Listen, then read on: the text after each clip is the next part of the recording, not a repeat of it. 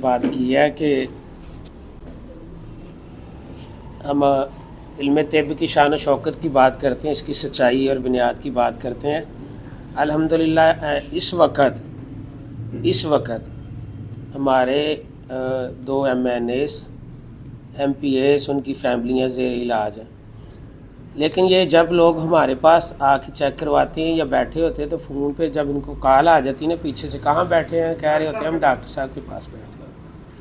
पिछले दिनों में एहसान साहब मेरे भतीजे इस बात के गवाह हैं, वो बैठे थे मेरे पास मियाँ साहब, तो उनको फ़ोन आ गया पीछे से, ये बाजी मरियम का, जी मियाँ साहब किधर हैं, मीटिंग है रात को, आपने 11 बजे पहुँचना है। तो कह रहे मैं एक डॉक्टर साहब से अपॉइंटमेंट ली है, तो मैं मेडिसिन लिखवा रहा हूँ, तो उसके बाद आपके पास मैं रात को पहुँच जाऊँगा।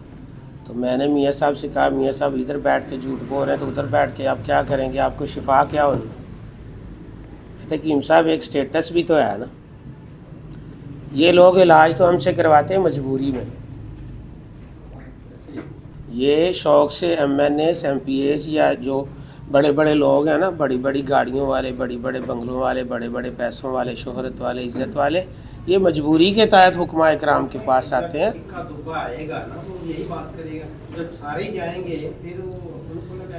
जो हुक्मा का नाम पैदा किया है ना, ये निचले तबके के लोगों ने पैदा किया है। जो इज़्ज़त निचले तबके के लोगों ने दी है ना, हुक्मा को बड़े लोगों ने कभी नहीं दी। आप एक गरीब का या एक बेवा का फ्री इलाज कर दें, वो पूरे इलाके में आपका इश्तिहार हो। उसने ये भी तो म्यार हमें जो है ठीक है दिखाया गया है कि हकीम जो है साबर साहब के वाक़या बार बार भूल के जाते हैं। पहला बात ये थी कि कैंप था तो घर जाके देखना है, वो साफ़ी दे सारा इंतजाम किया, घर जाके देखना, ये भी तो म्यार हमें दिया गया है कि किसी को अपनी ज़ाती मफाद के लिए आपने बोलना नहीं है, तो उस म्यार का क्या करेंगे।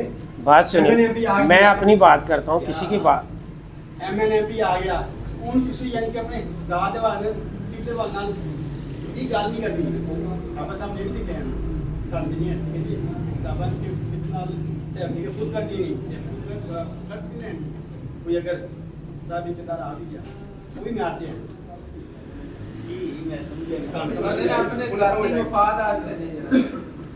किसी को नहीं कहना ज़ाती मफाद के लिए। कैसे कि हिम्मा साढ़े ते जुल्म सितम हो रहा है जनाब, बिल पास हो रहा है ते एलोपैथी ते होम्योपैथी ते तिब नूं जम कर रहे हैं, जिहदे वास्ते कोई आवाज़ ये अवाम की फलाह के लिए है, आपकी जेब के लिए नहीं है कि आपने अपनी जेब पर दी है, ये सारे अवाम की फलाह के लिए है। इस बात को तो हर आदमी से जो जैसे आप करवा सकते हैं उसके पास जाना चाहिए। साहब ने कहाँ लिखा है इस काम के लिए ना जाओ, मुझे बताओ। अपने जाती मुफाद उनसे ना जाती मुफाद वास्ते करना, जिन्हों तकलीफ है तुम्हारी ये तकलीफ है तुम्हारी जेब जांदी भी तो ਤੁਸੀਂ ਹੋਣਾ ਬੱਚਾ ਹੁੰਦਾ ਤੇ ਸਾਰੇ ਹੁੰਦੇ ਪਏ ਆਪਣੇ।